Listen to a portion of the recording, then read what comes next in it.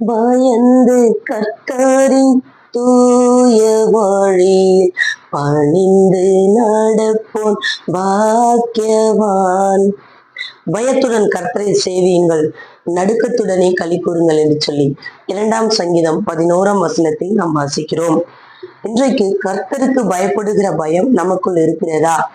கர்த்தருக்கு பயப்படுகிற பயமும் நடுக்கமும் சபைகளில் இருக்கிறதா என்பதை நாம் சிந்தித்து பார்க்க வேண்டும்.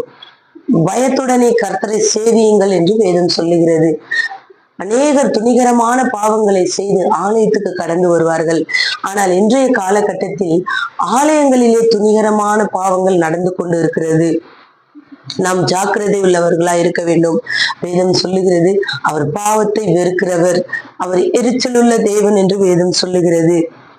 ஆராதனைக்கும் கர்த்தர் பயப்படுகிற பயம் இருக்க வேண்டும். ஒரு நடுக்கம் உண்டாக வேண்டும். தேவ கோபத்திற்கு நாம் ஆளாக கூடாது.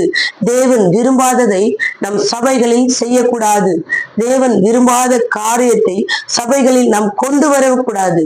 அப்படி நாம் கொண்டு வருவோம் என்று சொன்னால், வாசித்த சங்கீதம் 2:5 வசனத்தை நீங்கள் வாசிப்பீர்கள் என்று சொன்னால், தமது உக்கிரகத்திலே அவர்களை கலங்க பண்ணுவார். தேவனுடைய கோபம் நம்மேல் பற்றி எரியும். அவர் நம்மளை கலங்கடிப்பார். யாத்திராகம புத்தகத்தை நீங்கள் முழுமையாய் வாசிப்பீர்கள் என்று சொன்னால், இஸ்ரவேல் ஜனங்கள் எப்பொழுதெல்லாம் தேவனை கோபப்படுத்தினார்களோ அப்பொழுதெல்லாம் தேவன் அவர்களை கலங்கடித்தார். இன்றைக்கு அதை நாம் சிந்திப்போம், ஜாக்கிரதையாய் தேவனை வழிபடுவோம். கர்த்தர் நம்மை ஆசீர்வதிப்பாராக. ஆமென்.